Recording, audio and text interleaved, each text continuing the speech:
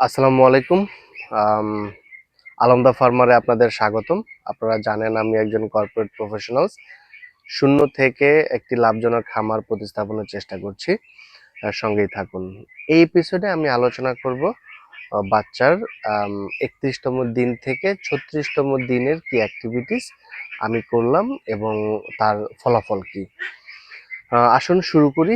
আপনারা এর আগের ভিডিওগুলিতে দেখেছেন আমি ০ থেকে ৩, ৪ থেকে ৭ এভাবে করে ৩০ দিন পর্যন্ত আমি বাচ্চার সাথে কি, কি যত্ন করলাম, কি, কি ফলাফল হলো সবই আপনাদের সাথে শেয়ার করলাম। তো এই ৩১তম দিন থেকে আমি বাচ্চাকে কোনো প্রকার কোনো মেডিসিন দিচ্ছি না। শুধু আমি যে মিক্স খাবারটা আমি তৈরি করেছি সেই মিক্স খাবারটাই বাচ্চাকে দিচ্ছি। এই মিক্স খাবারটা কয়েকটা খাবারের সমন্বয়ে তৈরি, কারণ এই স্টেজে যদি শুধুমাত্র ফিড দেই তাহলে বেসিক্যালি লাভের মুখটা দেখা যাবে না, আমি আমার ক্যালকুলেশন যেটা বলে। যার কারণে ফিডটা আমি যেহেতু পুরোপুরি স্টপ করা যাবে না, যার কারণে আমি একটা মিশ্রিত ফিড মিশ্রিত একটা খাবার দিচ্ছি যেখানে অনেকগুলি উপাদান আছে, যেমন ধান, ভুট্টা গুঁড়া, তারপরে আপনার কি বলে গমের ভুসি ইত্যাদি। সো এই মেডিসিনটা এই মিক্স খাবারটা বানানোর একটা ভিডিও নিয়ে আপনাদের সামনে একদিন আসবো সুযোগ হলে। তো আজকে যেটা হলো, এই খাবারটা আমি দিচ্ছি পানির সাথে মিশিয়ে দিচ্ছি এবং তাতে করে এক্সট্রা কোনো পানি এদের লাগতেছে না। এবং এই খাবারটা খেয়ে দেখলাম যে তারা খুব ভালো এবং চঞ্চল আছে এবং গ্রোটা তাদের হচ্ছে অ্যাজ এক্সপেক্টেড, তাদের গ্রোটা হচ্ছে। এখন তাদের বয়স হলো আপনার ৩৬ দিন। সো ৩৬ দিনে আপনারা দেখবেন যে হাঁসের দেখতে পাচ্ছেন যে পেছনে হাঁসের বাচ্চাগুলি বেশ বড় হয়ে গিয়েছে এবং অ্যাজ এক্সপেক্টেড ৩৬ দিনে যতটুকু হওয়ার কথা তেমনটাই হচ্ছে। এবং এদের যে মেইন যে পশমগুলি এগুলি গজানো শুরু করেছে, যেটাকে বলে রাজা পশম, বা এক একজন এক এক ভাষায় বলে। তো এই পশমটা ওদের গজানো শুরু করেছে। বুকের সাইডটাতে বেশ পুরোটাই হয়ে গিয়েছে এবং ওয়েটও এদের যথেষ্ট ভালো। এবং এই ফেজে যেটা হলো ডাক প্লেগ ভ্যাকসিনের সেকেন্ড ডোজটা এদেরকে দেওয়া হবে। ভ্যাকসিনটা কালকেই এদেরকে দেওয়া হবে।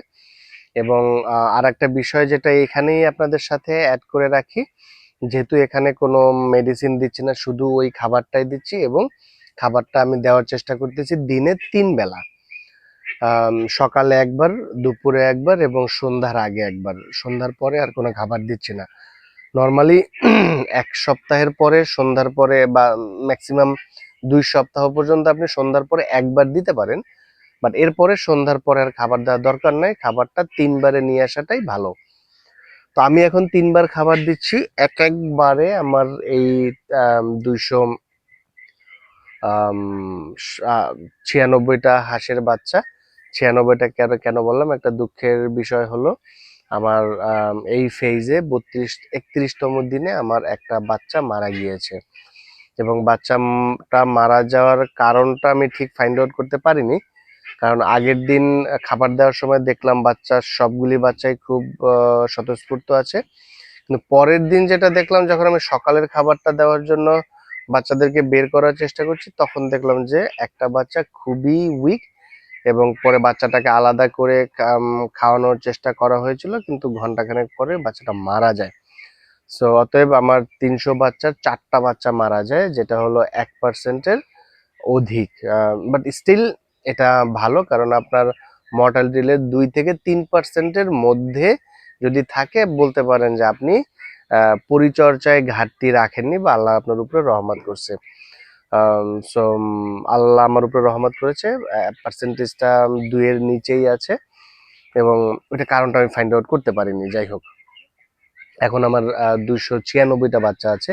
এই ২৯৬টা বাচ্চা কি পরিমাণ খাবার খাচ্ছে? ২৯৬টা বাচ্চায় মোর অর লেস একদিনে ২৮ থেকে ৩০ কেজি খাবার খাচ্ছে।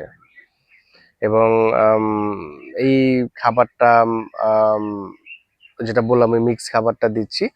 এবং এই খাবারটা চেষ্টা করবেন আপনারা কম টাকার মধ্যে খাওয়ানোর জন্য। কারণ হলো এখানে এখন বাচ্চার খাবারটা বেড়ে যাবে, অর্থাৎ আমি যদি হিসেব করি অন অ্যান অ্যাভারেজ আমার বাচ্চা খাচ্ছে প্রায় 100 গ্রাম প্লাস মাইনাস, একদিনে 100 গ্রামের মতো খাবার খাচ্ছে।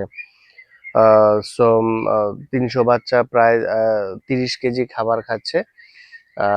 এই খাবারটা বেশ কস্টলি এবং যদি আপনারা ফিড ব্যবহার করেন এই স্টেজে এসে ঘাটতি নিশ্চিত। সো লস থেকে যদি বাঁচতে চান আপনারা তাহলে এই সময়টাতে অবশ্যই ফিড দেবেন না, এবং এই সময়টাতে চেষ্টা করবেন দিনের বেশ বড় একটা সময় এদেরকে খোলা জায়গায় বা পানিতে ছাড়ার জন্য। আমি সেটাই করেছি।